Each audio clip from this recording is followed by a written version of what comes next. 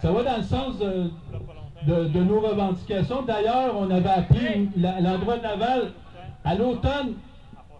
À l'automne, l'endroit de Laval avait appelé à la mise sur pied d'une assemblée populaire autonome parce que ça existait, ce modèle-là, à Montréal. Puis les assemblées populaires autonomes étaient nées suite à la lutte étudiante qu'il y avait eu l'été passé, puis au mouvement qui avait suivi les casseroles. Aujourd'hui, l'activité, c'est en lien avec notre campagne pour avoir du logement social. L'an passé, on avait tenu déjà un barbecue populaire, puis on appelait à une opération « Occupons Laval pour du logement social ». Dans notre analyse, ce qu'on considère, c'est que le logement social, là on est actif pour créer une OSBL d'habitation, mais un des freins à l'éducation de logement social, c'est le manque de terrain disponible. Oui, les réserves, ça prend des réserves. C'est ça. Nous, effectivement, on revendique une réserve foncière dédiée à du logement social. Est-ce que la Ville va nous l'accorder? Je pense qu'il faut s'organiser pour l'obtenir, parce que c'est pas, eux autres, spontanément, ils nous le donneront pas. D'ailleurs, je vais juste faire part d'une anecdote. À un moment donné, il y avait un citoyen de Laval qui trouvait assez inquiétant qu'il y ait un projet de condominium à la place de la marina, le Commodore. Puis là, il a appelé, il a fait une lettre ouverte dans le journal pour dire ça n'avait pas de bon sens, telle affaire, puis tout ça. Quelques heures après, le maire Vaillancourt rappelle ce citoyen-là pour lui expliquer les bienfaits du projet de condominium. Le maire qui rappelle. Je veux dire, c'est pas lui qui fait de l'argent avec ça, entre guillemets, officiellement. C'est un promoteur privé. Mais on sait qu'officieusement... On n'a pas de preuve! Vaillancourt, en prison! Vaillancourt, en prison! Mais c'est exactement le même projet avec... comment ça s'appelle? Des jardins communautaires puis des cuisines communautaires pour éviter que ce qu'on mange fasse des centaines de milliers de kilomètres tout autour de la planète pendant qu'on le consomme. C'est peut-être une bonne idée. Ce que je voulais dire, c'est qu'ici, il faut vraiment assembler tous les organismes. Il faut être nombreux. Parce que quand on est minoritaire, ça ne marche pas. C'est comme nous êtes justement avec le besoin de la poubelle. Nous devons absolument contacter tous les organismes, on est prêts à partager les mêmes points, les mêmes problèmes, les mêmes souffrances par lesquelles nous passons. Nous passons par des souffrances qui nous dépassent. C'est notre famille qui paye le prix. Si moi je suis malade, si moi je souffre à cause justement je n'ai pas un loyer modique ou je n'ai pas une place pour mettre mes enfants qui puissent vivre en être humain et digne de leur vie, alors je crois que c'est inutile qu'on puisse se manifester. Il faut absolument, même si c'est vrai qu'on ne sera pas très nombreux, mais au moins qu'on contacte tous les organismes pour qu'on puisse être une main forte. Merci. Oui, je pense qu'il faut s'unir les gens qui subissent les pressions de la classe dominante. Il faut s'unir puis il faut s'organiser de façon indépendante. Je suis bien d'accord avec Perlette que ça prend un partenariat, mais c'est pas avec la classe dominante. Il faut s'organiser. Il faut s'organiser pour nos propres intérêts. Ben, c'est ceux qui défendent les plus démunis, d'abord.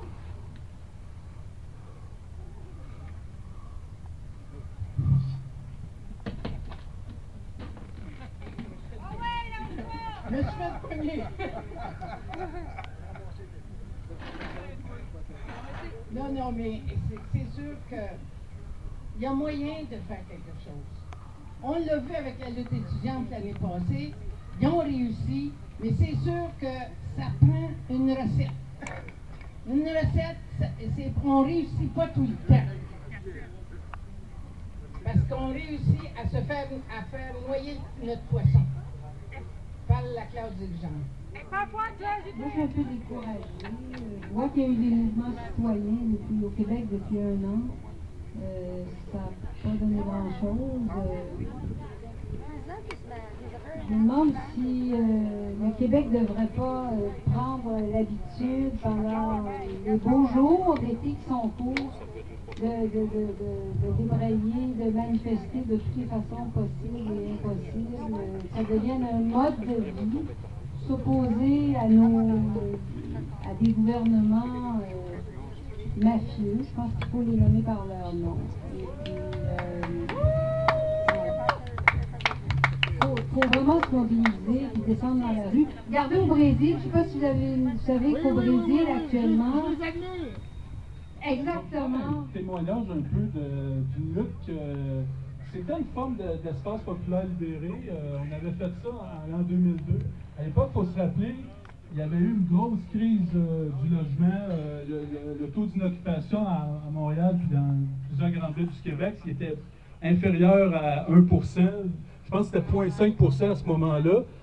Puis moi, je travaillais dans un organisme communautaire, l'Association pour la défense des droits sociaux. On avait décidé d'occuper des logements qui étaient inhabités. C'était des logements qui étaient relativement propres, mais le propriétaire ne les mettait pas en location.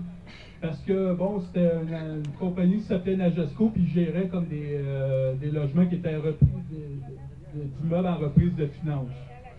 C'était pas loué pas en tous ces logements-là, puis c'était des logements qui étaient potables, qui étaient habitables.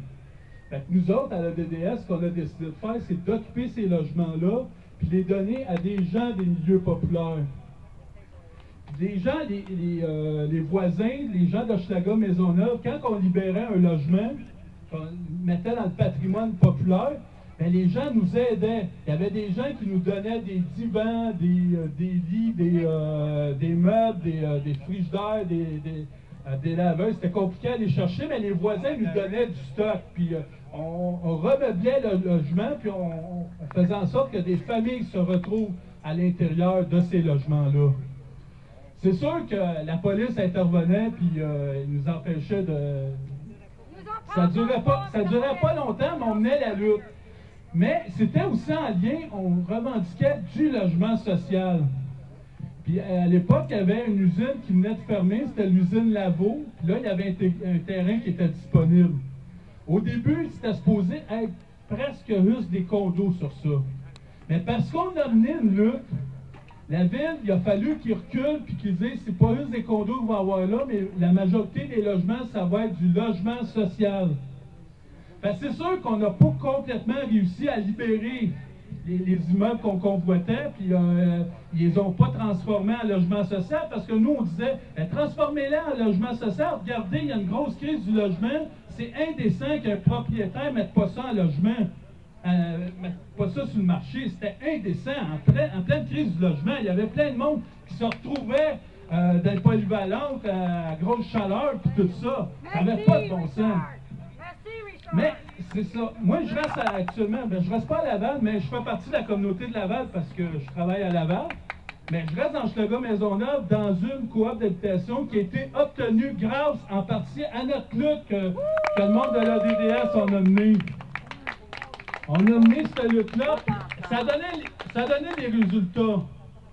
À un moment donné, c'est parce que moi, je dis, des fois, tu peux faire des luttes, on pourrait dire, ben, telle place, là, c'est des condos qui vont être là, on va occuper les terrains, puis peut-être que c'est pas ça le terrain que la ville va nous donner, ça va peut-être être un autre terrain, puis tout ça, mais à un moment donné, il faut qu'on obtienne de quoi, il faut qu'on se manifeste. Si on se manifeste pas, ben c'est plate, la ville, elle va se manifester avec ceux qui ont bien de l'argent, ceux qui sont bien organisés. Mais nous autres, il faut qu'on s'organise de notre côté pour faire valoir nos droits, puis si on le fait pas, ben c'est plate, là, mais nos droits, ils ne seront pas réalisés. Il faut qu'on s'organise.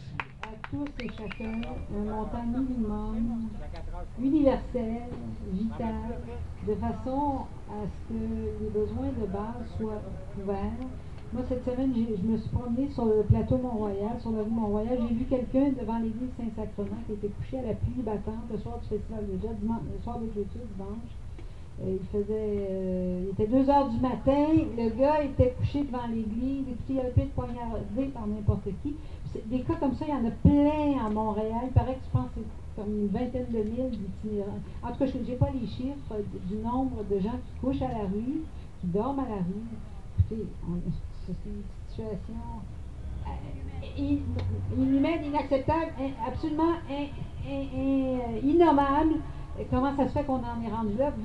Vivement la location universelle, en attendant de trouver d'autres solutions, mais vivement quelque chose dans ce genre-là, la location universelle.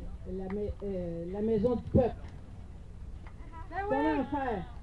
Ben, parce que je me dis, quand on est plus nombreux que les promoteurs immobiliers, on est plus nombreux, faudrait être capable de les neutraliser. Quand on parle du Commodore, là, on m'a dit qu'il faut qu'ils démolissent le Commodore, puis qu'il y a déjà un promoteur qui veut construire.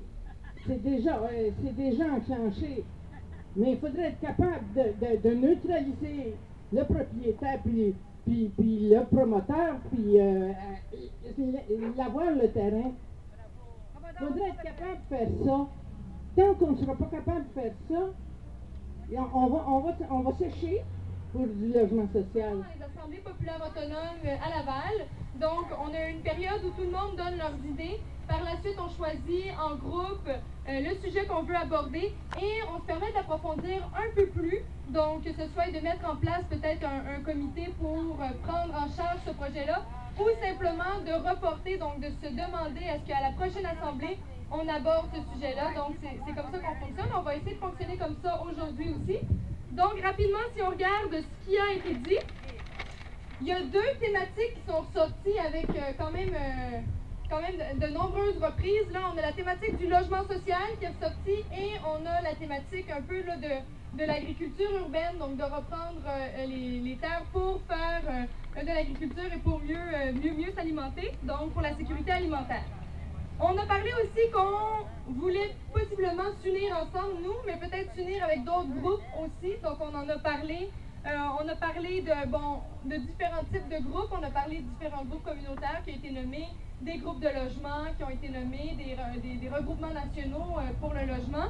On a aussi parlé possiblement de faire des pressions envers les députés, faire des pressions envers la ville. On a parlé des élections municipales qui s'en viennent à Laval, qui peuvent définitivement changer un peu là, le portrait de notre ville et que ça pourrait être des alliés ou des partenaires pour certains projets.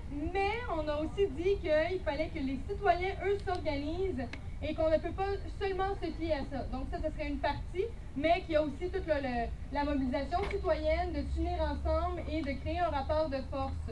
Donc on a parlé de ça. On a parlé de prendre exemple de différentes luttes sociales qui sont faites ailleurs, de prendre exemple peut-être de la lutte étudiante ici, celle au Chili, celle au Brésil, de voir aussi des exemples de tentatives là, de libération d'espaces populaires qui ont été faites au Québec. On a parlé donc d'une reprise de voir un peu et d'apprendre de ce qui s'est fait. Donc ça a été le début. On a eu même des slogans qui ont été trouvés. On a parlé aussi de mettre en place une communauté de partage, une communauté de talent. C'est revenu à plusieurs reprises. On a parlé aussi d'éducation populaire, donc de l'importance de sensibiliser les gens. Donc ça aussi, c'est revenu. Il y a Monique, je crois, qui nous a parlé de mettre en place déjà, qu'on pourrait, d'ici la fin de la rencontre, mettre une liste où chacun pourrait écrire son nom et ses talents à partager ou ses connaissances à partager. Donc ça a été une idée. On a nommé différentes actions qui sont déjà en place, donc un comité sur l'éco-citoyenneté, le quartier vert, mais sinon aussi une activité au Centre des femmes. Et on a dit que c'était important déjà de passer à l'action, hein, qu'on était tanné un peu là, il faut oui discuter, mais il faut aussi trouver des actions concrètes. On a parlé des médias, donc de réutiliser les médias. Pourquoi les médias ne sont pas ici? Pourquoi est-ce qu'on n'aurait pas un média communautaire, par exemple une radio communautaire ici à Laval? Et finalement, ce qu'on a parlé, c'est du problème avec le fait que les gens doivent avoir un revenu de base. Hein? Donc, on en a parlé de l'allocation de base, du fait que c'était inacceptable d'avoir des gens avec, par exemple, des gens qui ont des problèmes d'itinérance. Donc, c'est pas mal ça. Et finalement, on a terminé avec le mot de la fin sur un terrain pour la Maison du Peuple. Si j'ai bien compris, Maison du Peuple, c'est une coopérative d'habitation qu'on voulait mettre en place. Un OSBL d'habitation. Donc, comment faire pour trouver un terrain? Donc, ce que moi je vois, c'est qu'il y a vraiment deux grandes idées. Donc, il y a toute l'idée de la sécurité alimentaire et de la prise de possession du territoire pour faire l'agriculture des jardins collectifs. Et d'un autre côté, il y a tout ce qui est au niveau logement. Donc, de voir un peu comment faire pour prendre en place un logement et quel partenariat on fait si il y a des On partenariats s'est à rendu avoir. compte que les gens ne savaient pas c'était quoi la notion de logement social parmi nos membres, puis ils pensaient à HLM puis tout ça, mais alors qu'il existait d'autres formes de logement social, comme des coopératives d'habitation, des OSBL d'habitation, tout ça. Moi, j'ai fait un atelier à un moment donné à l'interne à l'endroit de Laval, un mardi après-midi, puis dans la discussion, ben, dans le fond, il y avait un intérêt pour créer quoi, particulièrement pour les gens qui ont eu des problèmes de santé mentale.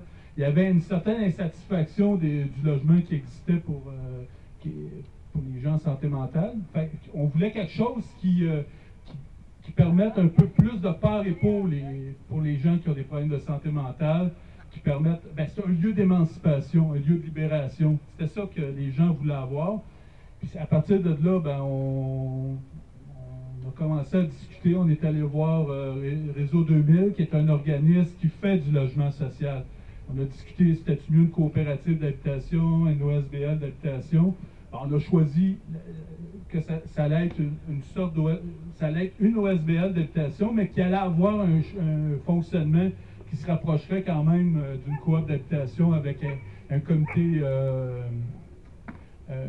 d'entretien, un comité de bon voisinage ou différents comités. Parce que dans le fond, nous, on pense que les gens qui ont eu des problèmes de santé mentale peuvent construire quelque chose collectivement, quelque chose de positif. Puis, la société a mis ça, mais nous, je pense que il faut le montrer que c'est pas le cas. Les gens ici qui ont eu des problèmes de santé mentale, il faut qu'ils s'organisent pour montrer qu'ils sont capables de faire des grandes choses. C'est ça, la Maison du Peuple, c'est un projet d'espoir. Bon. Là, les difficultés, là, il existe une OSBL d'habitation, il y a un conseil d'administration qui existe, qui a été élu. Mais maintenant, là, il faut trouver du terrain. Là, c'est ça notre obstacle qu'on rencontre actuellement, c'est de trouver du terrain. Des fois, on trouve une place, c'est un ancien garage, puis on se dit, mais ça pourrait être beau, cette place-là. Puis un mois après, il y a un projet de condo qui apparaît là-dessus. En tout cas, à un moment donné, puis il n'y en a pas des tonnes. Puis quand il y a du terrain existant, des fois, c'est un peu compliqué. Il y a du roc en dessous de la terre, fait que c'est plus difficile de construction. Il y a de la contamination, il y a ci, il y a ça. On n'a pas les moyens aussi. Hein? On n'a pas les moyens. Oui, mais nous autres, on n'a pas les moyens. Mais il y a quand même de l'argent qui existe. Il y a Accès Logis, il y a un programme qui existe, puis on peut l'utiliser. Puis aussi, il faut savoir que Laval, là, il paye pour du logement social. Mais ce logement social-là, il ne se fait pas à Laval, il se fait en grande partie à Montréal. Tu sais, il y a quelque chose qui est pervers là-dedans. Puis je pense qu'il y a une population, il y a des gens qui sont pas riches à Laval, puis qui ont le droit d'avoir du logement social. À un moment donné, le logement, il doit devenir abordable pour tout le monde. Puis quand tu es serré, tu dois payer plus que 50% de ton revenu, là, puis là, c'est 70, 80. Crime, des fois, là, tu commences à être tanné d'aller à Soupe Populaire, puis ou encore au centre de bénévolat qui est bien loin, qui est dans le centre industriel. C'est pas tout le monde qui a du transport. À un moment donné, on va avoir un centre, on va l'avoir, notre OSBL d'habitation. À l'intérieur, on a parlé de cuisine collective. Il va y avoir une cuisine collective. Là, je ne sais pas si c'est possible. Peut-être, à un moment donné, on va voir... Tout est possible, Richard, tout est possible. Oui, mais peut-être qu'à un moment donné, si on a assez de terrain, on va essayer aussi peut-être d'avoir comme des jardins communautaires à l'intérieur. On va l'essayer. Mais là, ça dépend de la disponibilité du terrain, c'est où qu'on va l'avoir. Mais il y a des possibilités. Oui, des terrains, une des bonnes initiatives peut-être d'écrire à nos députés, puisque c'est nous qui les avons élus, on les a choisis, et je pense qu'ils ont des pouvoirs en quelque sorte, donc on pourra peut-être commencer par les écrire et les mettre dans le projet. Ils sont sûrement d'accord avec ça, donc je ne sais pas comment ça va être reçu, ce que je vais proposer, mais n'importe quel projet de construction d'un immeuble avec des égouts et avec de l'électricité et avec des balcons, puis des portes qui ferment, puis des fenêtres qui laissent l'air froid dehors, puis de la climatisation l'été, coûte beaucoup de sous.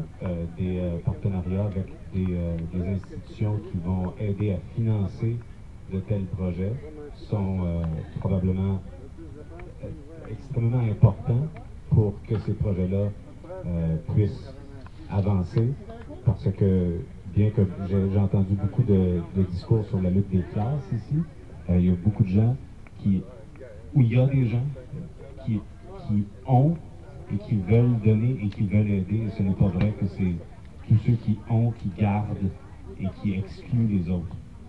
Alors, je pense que les partenariats avec des institutions financières, c'est utile. En tout cas, j'en vois un concrètement, là, c'est au coin de, comment ça s'appelle, Saint-Martin et Bois-de-Boulogne, c'est vacant depuis des années. Là, ça appartient à un privé, puis il n'y a rien qui se fait là-dessus, puis il n'y a pas encore d'égout qui se rend là. Mais pourquoi la ville ne la jetterait pas, puis nous le donnerait à des gens? Là, peut-être que c'est... Tu sais, là, il y aurait possibilité, en tout cas, au moins pour notre OSBL d'habitation, c'est un petit projet à hauteur d'homme, à hauteur d'humain, ou en tout cas, comprenant les femmes, là. Mais il pourrait y avoir d'autres projets de coop d'habitation, d'OSBL d'habitation sur ce grand terrain-là. Ça serait un espace qu'on pourrait obtenir. Des expropriations par la ville, ça s'est déjà fait aussi. S'ils ne la jettent pas, la ville, ils peuvent l'exproprier. En tout cas, je sais que dans les années 70, à Montréal, la ville s'était pas gênée pour exproprier plein de locataires, plein de logements près de la rue Notre-Dame, tout ça, pour faire une rue qui n'a pas de bon sens, pour faire l'autoroute Ville-Marie.